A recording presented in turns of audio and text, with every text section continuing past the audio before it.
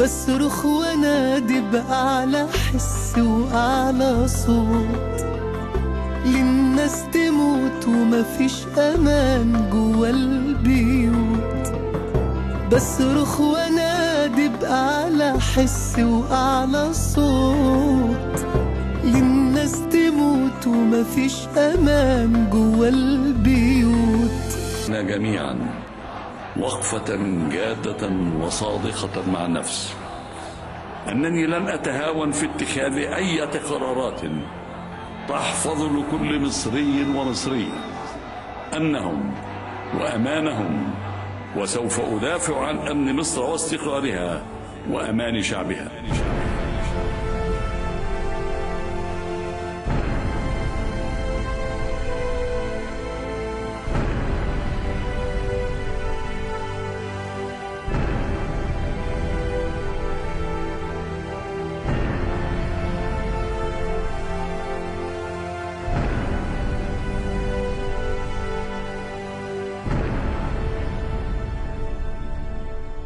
للأمم المتحدة بان كي مون دعا السلطات المصرية إلى احترام حرية التعبير، كما دعا إلى إنهاء العنف في البلاد. رد فعل آخر هو لوزيرة خارجية الاتحاد الأوروبي كاترين أشتون، التي دعت من جهتها السلطات المصرية إلى احترام حق المواطنين في التظاهر سلميا.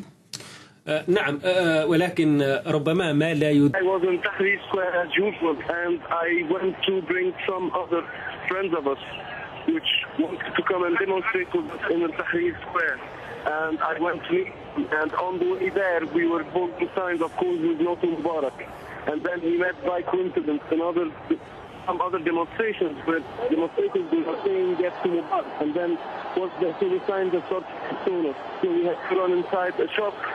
And they kept on throwing stones on us, maybe for 10 continuous minutes, and then we stayed there. We couldn't go out, and it was very easy that they come inside and catch us. And then maybe in the last minute, 2 military officers and some other soldiers, they came inside and they made a block between us and the other protesters which wants to be with the regime of Hosni Mubarak, which we don't understand why they want to be with him. Because for me, this is the first time that we really do something as is it.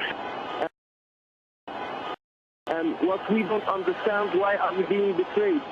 After say a dozen are injured and they leave, a dozen more from the bridge come down to replace them. Whether that's done as that's coincidental or it's actually a strategy by the people here, it's not clear, because like I said, there isn't any clear leadership of these very violent protesters, one has to say. Back to you. Okay, again, if you're just joining us on Al Jazeera, we are watching absolutely chaotic scenes from Cairo this Wednesday afternoon after a week of peaceful demonstrations. Well, the situation has rapidly deteriorated in the that you've got the anti-government demonstrators still holding the centre of the square, looking a lot thinner than it was just 24 hours earlier, and all of brutalizing and killing its own citizens. This is very much for speaking to us, Egyptian author Adaf Suef.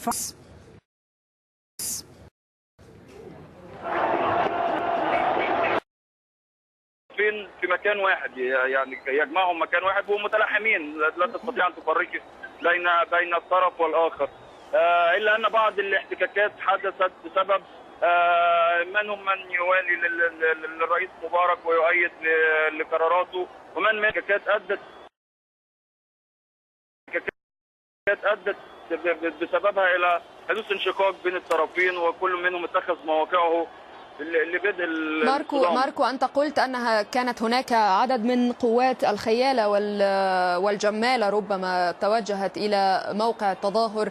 فقط دعني أستوضح منك، أنت قلت أنهم اخترقوا صفوف الموالين، يعني من هاجموا؟ هل هاجموا المعارضين أم الموالين للنظام المصري؟ لا هاجموا انهم قدموا من او حضروا من الجانب الموالي للرئيس مبارك وللنظام اتجاه في ناحيه الجانب المعارض، وبداوا.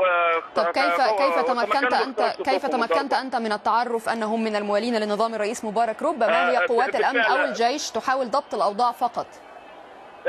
بالفعل، بس يبدو ان المواطنين رافضين لتدخل الشرطه منذ يوم الجمعه، جمعه الغضب التي ألقي عليها جمعه الغضب، رافضين تدخل الشرطه تماما.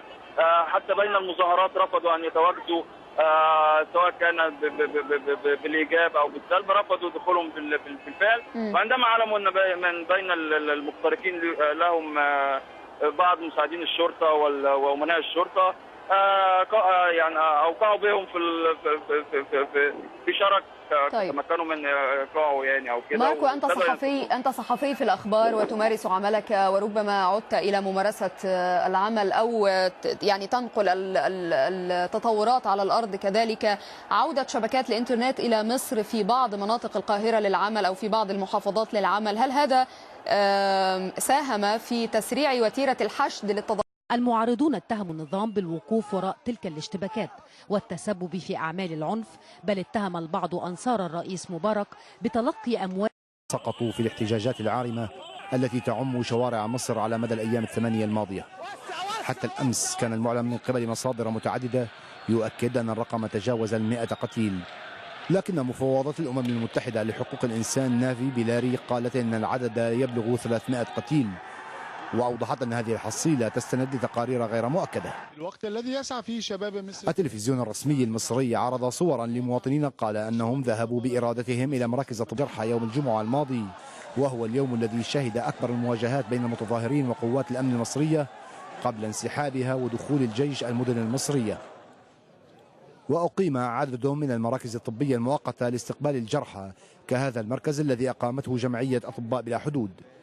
الكثير من المصابين رفضوا التوجه للمشافي الحكومية تخوفا من اعتقالهم على يد الأجهزة الأمنية. ولم يسجل ارتفاع ملحوظ في أعداد القتلى والجرحى منذ دخول الجيش لإقرار الأمن في المدن، ورغم تأكيد قيادة الجيش بأنه لن يستخدم السلاح ضد المتظاهرين، إلا أنه يخشى من أن يؤدي رفض الرئيس المصري الاستجابة للمطالب بتنحيه إلى تصعيد أكبر من جانب المتظاهرين، ما قد يقود إلى الصدام مع الجيش ويؤدي إلى خسائر كبيرة. فراس كيلاني، BBC. استجب. لم يستجب تحول الأمر إلى مجزرة. هذا ما تقوله أنت.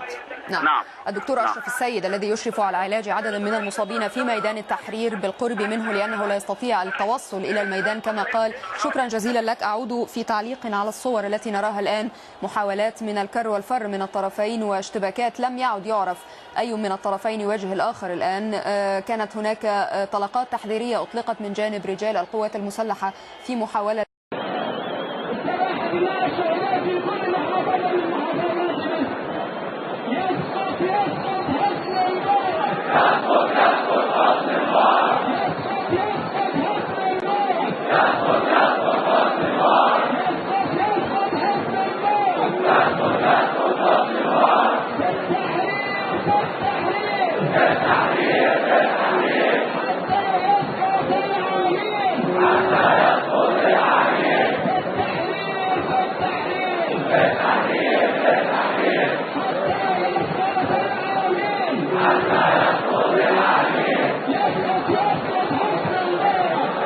يسقط